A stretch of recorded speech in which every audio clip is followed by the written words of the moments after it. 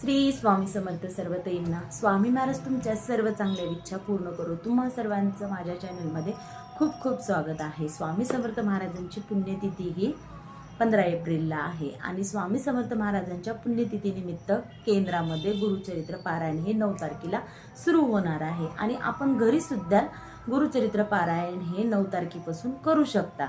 मग आता ज्या ताई वर्किंग वुमन आहेत, ज्या ताईंना मासिक धर्म आहे, सुतक आहे, विटाळ आहे, त्या ताईंना करायला जमत नाही। मग आता गुरुचरित्र पारायण करायला जमत नाही, आम्ही कसं करायचं? तर बघा, साधी नाही, खूप अवघड सेवा आहे, 1 दिवसाची सेवा आहे। पण ही जर सेवा केली तुम्हाला तर गुरुचरित्र पारायणाचं फळ भेटतं। जी काही तुमची इच्छा आहे मनामध्ये त्या इच्छा पूर्ण होतात। जितकं तुम्ही गुरुचरित्र पारायण केल्यानंतर तुम्हाला फळ भेटतं तेवढंच फळ ह्या सेवेनं सुद्धा भेटत असतं। तर सेवा काय करायचं बघा, कसं करायचं? तर एका बैठकीमध्ये 7 स्वामीचरित्र सारामृत पारायण तुम्हाला करायचं आहे। तर 7 स्वामीचरित्र सारामृत पारायण कसं करावं? तर बघा, साधं आणि सोपं आहे। तुम्हाला पूजा मांडणं होत असेल तर तुम्ही पूजा मांडा, किंवा नाही मांडणं होत असेल तर नका मांडू। पूजा मांडणं होत असेल तरच मांडा, नसेल मांडणं होत तर नका मांडू। दररोजची जी काही आहे ती नित्य देवपूजा करायची, स्वामी समर्थ महाराजांचा अभिषेक करायचा। पंचामृत भेटलं पंचामृतानं करा, किंवा साधं पाणी असेल तर त्या पाण्यानं करा, पण भक्ती भावनेनं श्रद्धा विश्वास ठेवून करा। कोणतीही सेवा करत असेल तर मनात विश्वास असेल, भाव असेल आणि श्रद्धा असेल तरच त्याचं फळ भेटत असतं। तुम्ही जर म्हणाल कसं होतं की काय होतं की, तर त्याचं फळ तुम्हाला भेटणारच नाही। तुम्हाला एवढं म्हणायचं आहे महाराजांना की महाराज तुम्ही हे माझ्याकडून करून घ्या आणि मला याचं फळ नक्कीच द्या, आणि मला माहीत आहे माझे महाराज माझ्या सोबत आहेत। तुम्ही जर म्हणलं की माझं हे काम नक्कीच होणार आणि महाराज मला नक्कीच आशीर्वाद देणार, म्हणतर नक्कीच आशीर्वाद देणार, कारण तेवढा विश्वास ठेवायचा असतो। महाराज हे ब्रह्मांडाचे ब्रह्मांड नायक आहेत, ह्या सर्व जगाची आई आहेत। मग ह्या लेकराला, कोणतंही लेकरू असो ह्या सृष्टीवरचं, त्या लेकराला ते एकटं कधीच सोडणार नाही। त्याच्या दुःखामधून त्याच्या संकटामधून त्याला नक्कीच काढतील।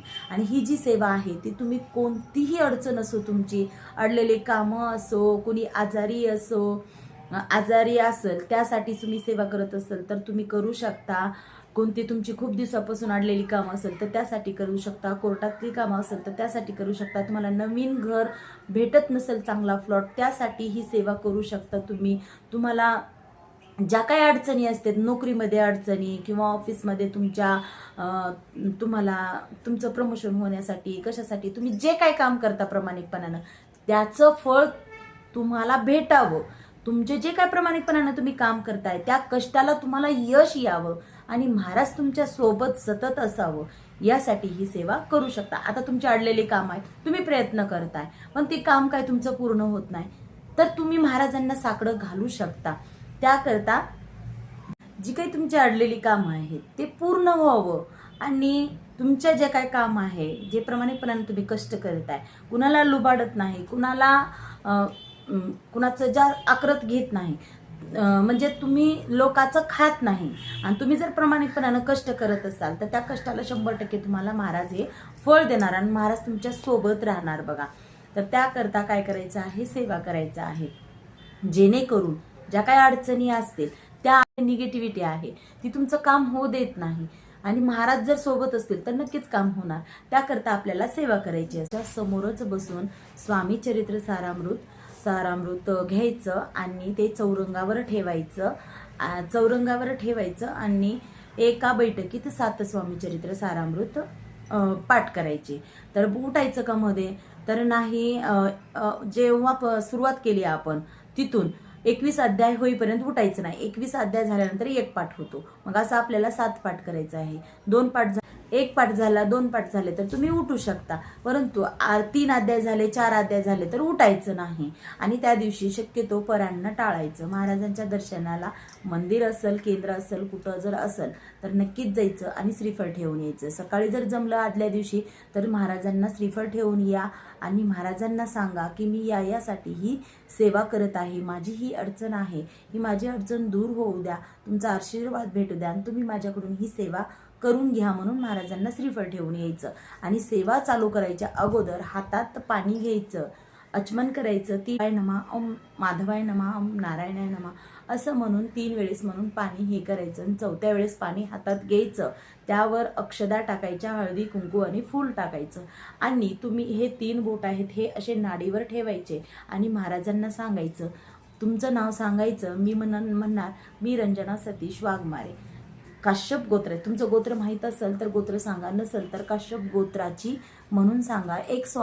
मी काश्यप गोत्राची एक स्वामी सेवेकरी ही सेवा करत आहे. एका बैठकीमध्ये 7 स्वामी चरित्र सारामृत करत आहे किंवा मी आज 7 स्वामी चरित्र सारामृत एका दिवसात करत आहे. एका बैठकीत म्हणल्यानंतर उठायचं नसतं आणि 7 स्वामी चरित्र सारामृत एका दिवसात जर केले तर गुरुचरित्र पारायणाचं फळ भेटतं. पण आपण म्हणताना अखंड कधी म्हणायचं नाही, कारण काय सांगता येतं, काही अडचण येत असते, आपल्याला उठावं लागत असतं. म्हणून महाराजांना सांगायचं, मी अशी अशी सेवा करणार आहे महाराज, मला याचं फळ द्या आणि मला माहीत आहे तुम्ही मला याचं फळ देणार, तुम्ही माझी इच्छा पूर्ण करणार. इतका विश्वास ठेवायचा महाराजांवर आणि सेवा करायची. त्या दिवशी परान्न घ्यायचं नाही, कारण जितके दोष परान्नानं लागतात तेवढे कशानंच लागत नाही. परान्न घ्यायचं नाही, मांसाहाराचा तर विषयच येत नाही आणि ब्रह्मचार्याचं पालन मात्र नक्कीच करायचं. असं जर सेवा केली तर 100% तुम्हाला याचं फळ भेटणारच. तर सर्व ताईंना श्री स्वामी समर्थ, नक्कीच सर्व ताईंनी ही सेवा करा. ज्या ताईंना गुरुचरित्र पारायण करायला जमत नाही त्यांनी नक्कीच सेवा करा आणि स्वामी समर्थ महाराजांचा आशीर्वाद घ्या. त्या दिवशी नित्य सेवा करा, 3 अध्याय वाचा, परत पुन्हा 11 माळी जप करा.